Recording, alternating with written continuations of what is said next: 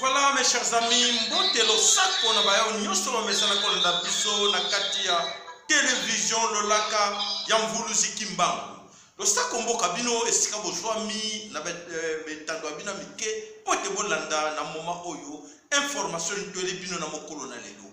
Ya solo bandeko bana somi ekolo Congo tozali lelo mokolo ya jeudi 18 février 2021. Yasolete mikolo mizali kotambola mikolo ezali kokende jeudi 18 février 2021. Toyeli bino na lombango poete boyebike toyaka toujours poto pesa bino basango mai ezali koleka na mabele ekolo Congo. Osakomboka bino bandeko toyesaka bino ezali chaîne ya lolaka ya mvuluzi kimbangu lolaka ya mama Kipamvita nzambe ya mpungu tulendo azali au contrôle. Oyo ataki tembeke ya solo nzambe azali tellement bele kolo Congo. Oyo ataki tembeke ya solo ke ba Illuminati nde bato bakozala kaka na pouvoir na kati na mokili na kanisi les signes du temps ne trompent pas. Comme tu sais que les signes du temps ne trompent pas, effectivement, tout le monde a que les signes du temps ne trompent pas.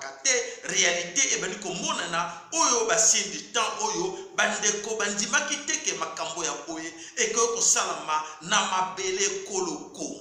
Et donc on dit et salami na mabele kolo Congo, to ko banana na image bon to sabino nini oyo eleki na mabele kolo Congo po ete mingi na kati na bino bayebi na te bolanda na bokebi nyonso.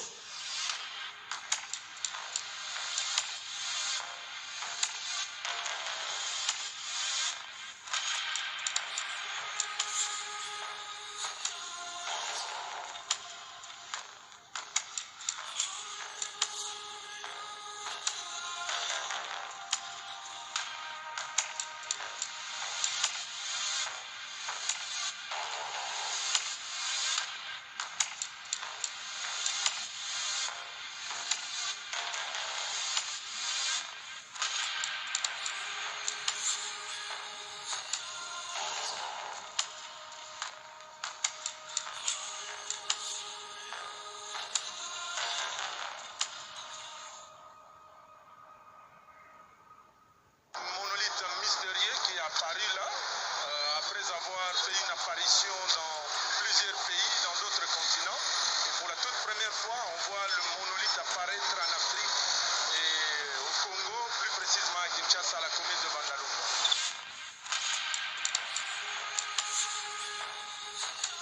Je suis étonné, on veut comprendre quel phénomène, ça, on laisse les scientifiques suivre cette affaire.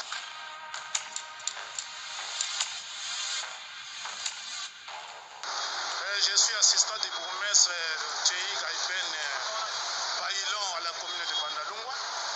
Alors, nous gérons la commune de Bandalunga. Il est apparu sur le net, donc la situation un peu culturelle que les gens ne connaissent pas encore chez nous, même moi-même aussi, bon, je le vois souvent, je l'entends parler, mais je ne l'ai jamais vécu. Le monolithe. Mais soudain, je l'apprends comme ça, donc sur le net, que ça y est à Bandal.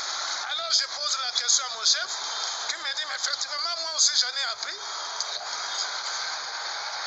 Vraiment, donc, c'est dans les cadres purement donc, de recherche. On est venu aujourd'hui, même sur le terrain, vérifier, être peut-être le premier témoin, à vérifier, à vivre, donc ces monolithes. Et on l'a trouvé, le monolithe est là. Alors, ce qui s'est fait ailleurs, et maintenant, chez nous à Bandalunga, les monolithes mystérieux, nous ne l'avons pas construit, c'est venu comme ça. C'est venu comme ça, c'est mystérieux. Bon, je ne sais pas si pour moi ça va sans voyager. Bon. Soudain on se réveille, on trouve les monolithes mystérieux. Voilà, nous sommes venus nous rendre compte. On a vu les monolithes, on l'a touché, on a vu. J'ai essayé un peu donc de voir dessous, donc je n'ai pas compris comment cela a été fait. Bon, on va peut-être... Voilà mes chers amis, un monolithe mystérieux à Paris, à Kinshasa, à Bandalunga. Bandiko bana sommet kolo Congo, franchement, ce qui tata c'est mystérieux et on a vu ça, on a entendu parler qu'il y a mboka misusu et botama lokola mayebo et to moni pe monolithe, un monolithe oyo et botami na kata Kinshasa. Franchement, nous sommes où? Et alors mes chers amis, tout comme tout na tozali wapi et à qui nous avons affaire? quel genre d'autorité qui dirige ces pays-là? Un monument, monolithe, je pense que les monolithes, nous allons vous expliquer pour le Belapino, monolithe ezali nini, ezali bloc, monobloc. Oyo ezali koko salama na marbre, et koko salama na libende, et koko salama na nyonso. Ça vient d'où? Est-ce que Nzambe a koko kona monolithe? Est-ce que miracle koko salama ki monolithe botama? Nege ezali bon black bloc moko pa et bimi lokola liye. Mes chers amis, tous à qui nous avons affaire? Nous avons affaire avec des ignorants. Un peuple ignorant et des autorités ignorantes. Les gens qui ne comprennent rien. Aujourd'hui, pour Bangbalubike, monolithe et botami apparition. Ah, mes chers amis. Oko kamwa, oko loka, nini. Apparition. Et voilà, ils sont très contents que oui, ça se fait dans d'autres pays. Et voilà, nous avons une chance et apparaître chez nous. Mes chers amis, c'est quelle histoire? Donc vraiment, je ne sais pas. Papa Oyo, n'a kanisi sokinga na sali autorité à commune ou ya ville ya Kinshasa. Asa papa mo azo mérité qu'on vende dans bureau. Donc c'est-à-dire que na mutu na ye loko zate, il rêve. Pour lui, il est très content que monument wana et apparaître dans la ville ya Kinshasa. Bandeko, voilà, je vous explique. Cette histoire, Bandeko, bana soutro bana lingala. Comme ça, Bandeko va comprendre très bien. Monolithe, et bota makate. Monolithe wana, ezali bloc, ezali bako baye nango ba fixé yango, ba tiango wana monument. Monument moko ya Lumumba et bota makate. Monument le mumbe botamaki, ba monument ezali na Kinfor na Forescom et botamaki. Monument o ba tshelo kola o ba bengi kuna ke mausolée ya Tshilo ya Tshisekedi et botamaki.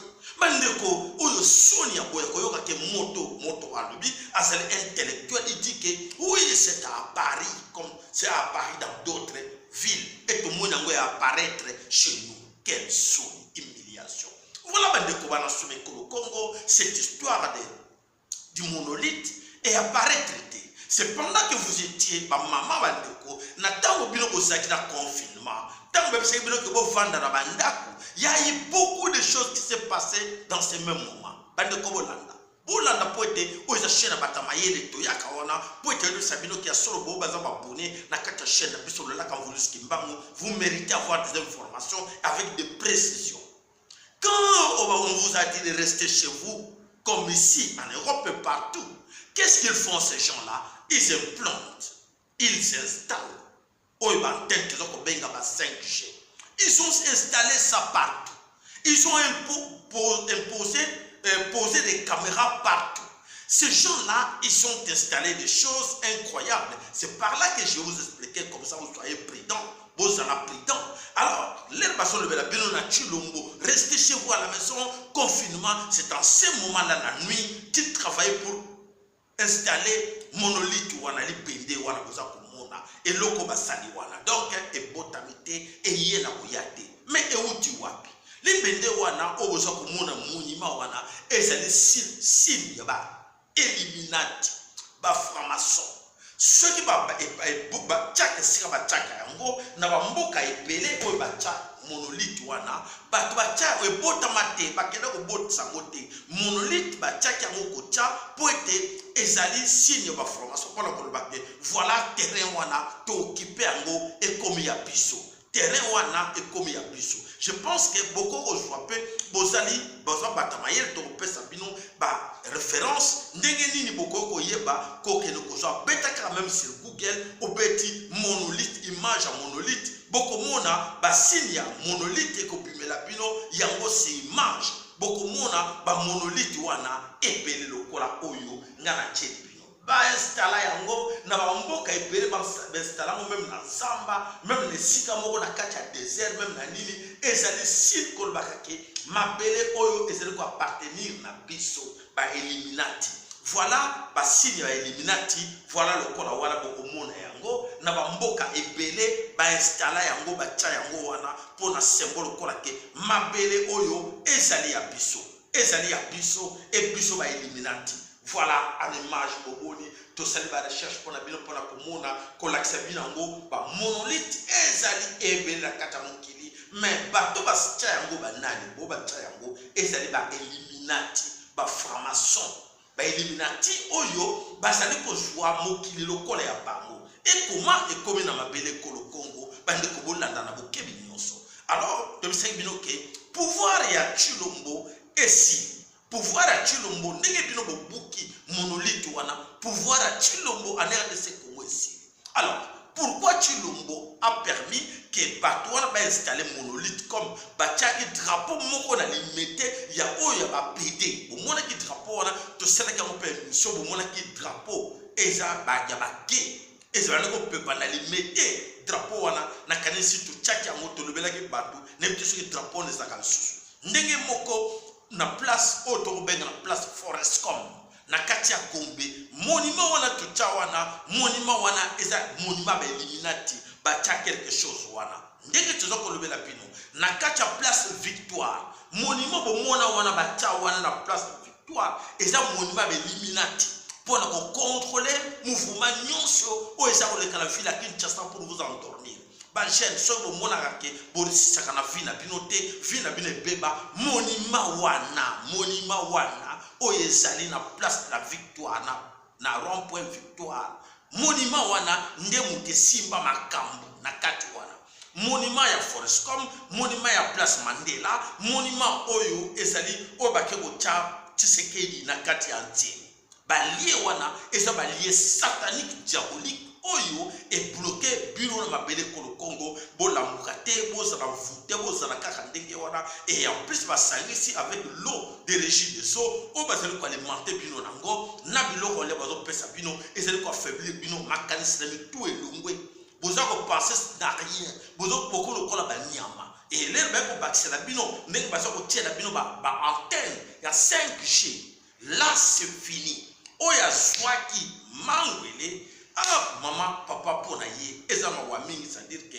oyo ba ko pese mangwele yebaka ke na antenne oyo 5G o ba installer plusieurs places na kati ya Kinshasa na kati ya Congo ah mawa pona bino na lobaka na ngalobi boko lobaki papa na biso lobaki te leki na biso lobaki te ndeko na biso lobaki te na lobaki. Donc voilà tebisi bino ke monolithe wana comment bato ba détecter yango ya solo ezali mvulusi kimbangu ça c'est la frappe de mvulusi kimbangu tebisi bino ke mabele wana za kimbangu to bale ko loba mikolo nyoso Tshilombo ne joue pas avec le sol mabele wana la terre kimbangu na kanisi so ba belge ba koka kyango te Tshilombo yo koka ngote malgré ozali ko sala tuke o meka ko multiplier ba science okite ba ndako so kotana titenge Yesu na yo wana na kanisi ko sukela yo mabe soko monde asini wana kimaka déjà oyo moni elekeli yo eloko ni eleki wana donc fini avec Félix Tshilombo pouvoir na ye oyo akontaki ke ko vanda na kati ya bisika wana ba jeune bopikoli yango bolongoli monument likolo boluka na mabele wana bokeni ko pikola botumula wana biloko nini bakundi na se wana boluka bobimisa yango bakundi biloko na se wana boluka boyeba eloko nini batali wana ndeko tata ndeko mama bayeko tshako na bandal pona nini parce que mouvement ya ba jeune ba calculer lieke eko influencer ba jeune ya kitambo ya ma campagne ba ndeko oyo bazali na kati ya ngiringiri selemba o partout o bazali na kati ya lingwa na Kinshasa ba tsango wana ezali kola antenne na bango. Vous avez compris? Si na ndeko ke loko ba buki wana to kola sabina wa image ce qui s'est passé na kati ya Kinshasa parce que ezali vraiment et c'est mingi ke ya koloba ke ya solo bravo les jeunes. Bravo les jeunes de Kinshasa avec ce travail-là.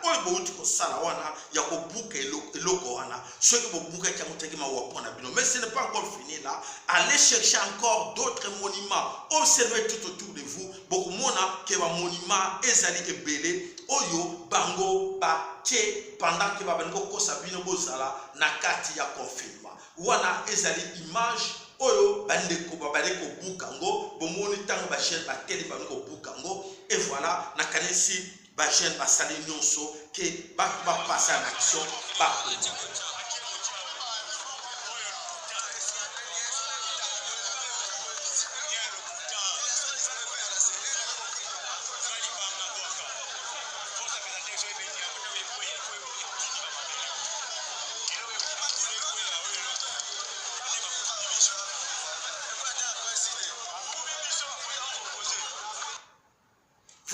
bandeko bana somekolo Congo ya solo ke ba jeune na kata Kinshasa ba tomboka ke pona bakene go tumba monument wana ya Chilombo oyo ye asali na kati ya nini ye kolo Congo ya solo bandeko bolimbisi 1 minute. Je vous rappelle nazali na kati ya plateau nazali na kati na plateau 5 minutes je termine.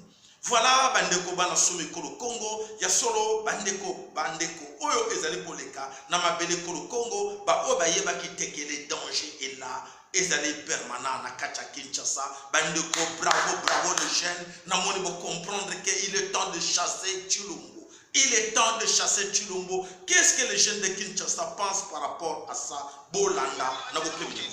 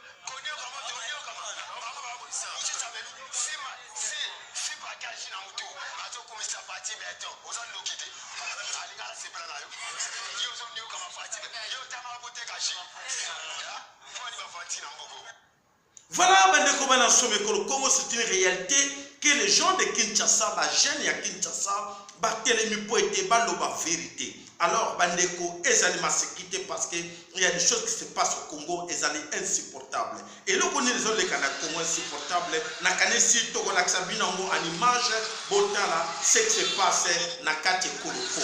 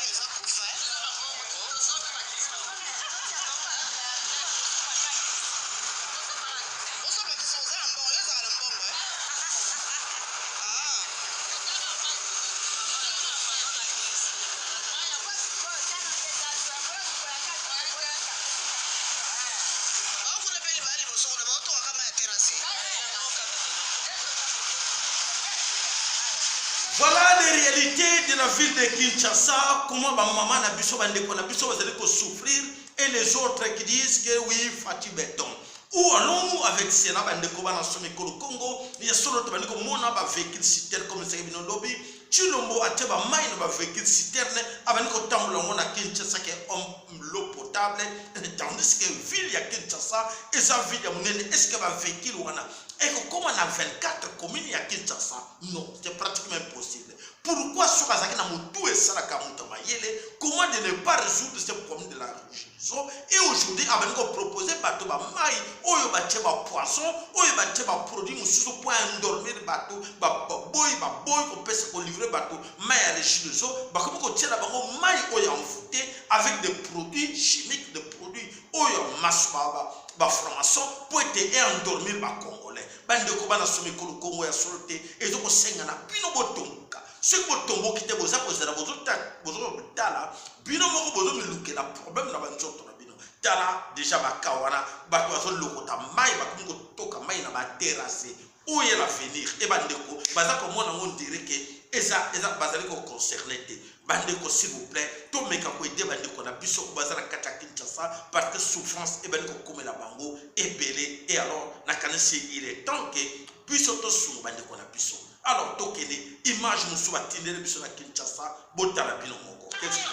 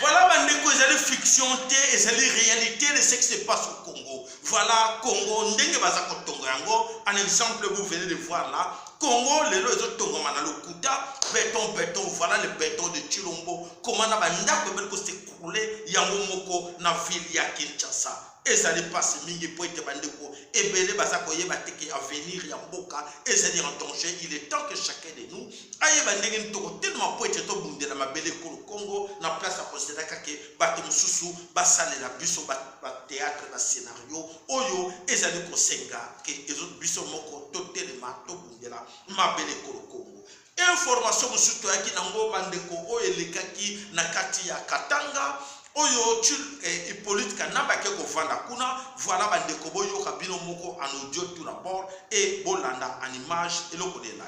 Commando debout donc moto tout olanda image wana nde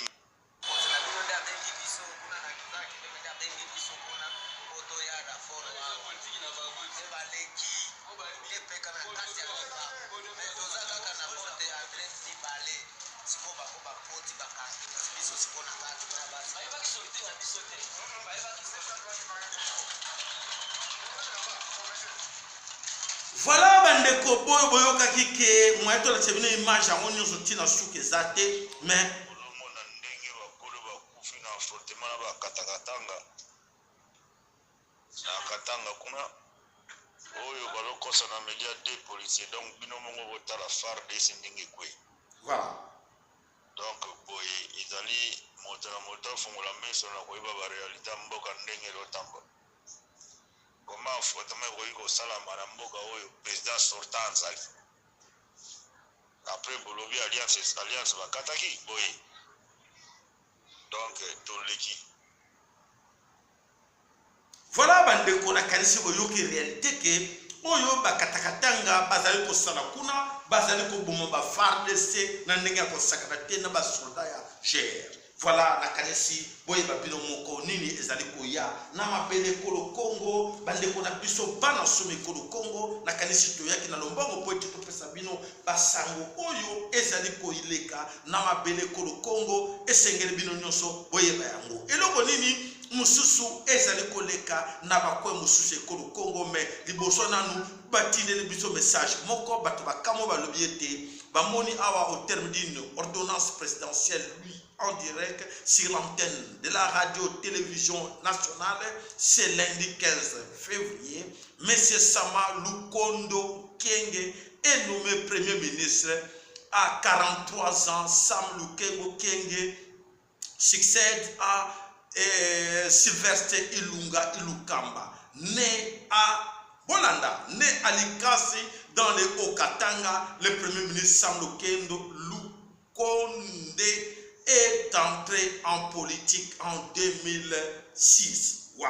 Alors on ne comprend rien. Est-ce que les gars en question, les Tutsi Rwandais, les neveux de Paul Kagame, il est né à Likasi ou il est né à Paris? C'est à vous de nous donner la réponse. Voilà, Mboka et Zotomomaba, usurpation, usurpateur, bâton de Mingina Mboka. Alors voilà, nous allons vivre des cas pareils, moto, avec l'identité sans précision. De l'autre côté né à Paris, de l'autre côté né à Likasi, et on ne comprend plus rien. Alors, voilà.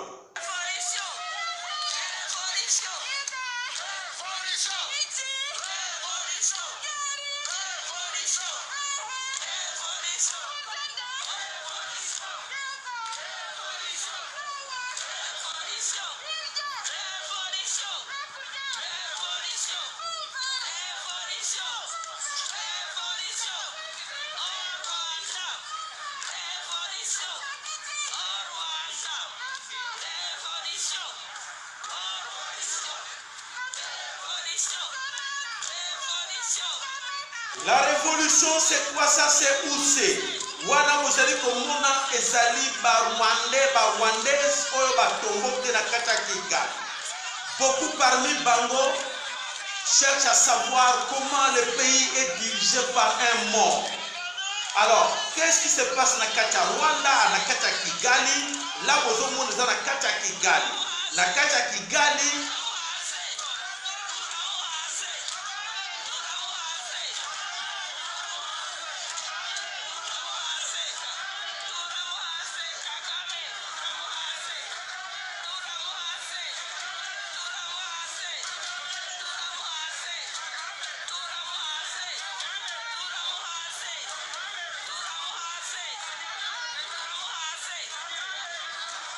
voilà ce qui se passe, ce qui s'est passé na kati ya Kigali. Bato a Kigali bazali ya kotomboka po ete bailobike bani bayeba vérité.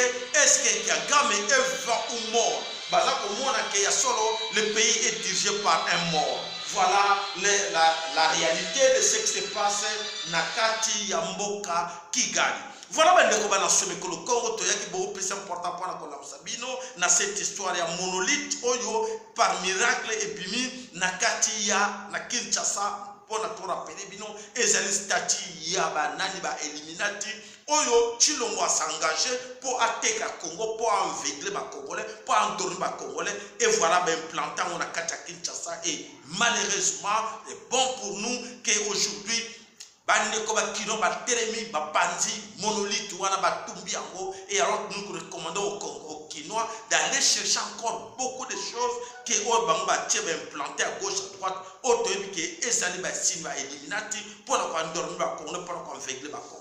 Voilà, bravo, bravo. C'est pour vous dire que nyonso wana eleki tokopesa matondo na nzambe ya mpungu tulendo nzapanza komba a Congo mungali vidi mukulu mungu milele tokopesa matondo na Mvuluzi Kimbangu na mama Kipa Mvita. Voilà ba frappe ya Mvuluzi Kimbangu ebandi po ete Félix ayeba to lakaki yeke akozwa mbata na ye fimbo ya kekele ebenja ko beta ye. Voilà Bouki, Sini Nabango, Illuminati. Alors nous vous recommandons, n'oubliez pas de chercher d'autres signes Oyo, placer pendant qu'on vous a mis Nakatia, couvre-feu, confinement. Et dans ce moment-là, ils partaient pour implanter, installer, poser des signes Oyo, Illuminati pour vous endormir, pour vous enveigler. bobisa bakinois bofongola miso bolukaluka ngona bakwenu sa Kinshasa bokomona bacheche babiloko ebele oyo po ebloqué bino ba mémoire na bino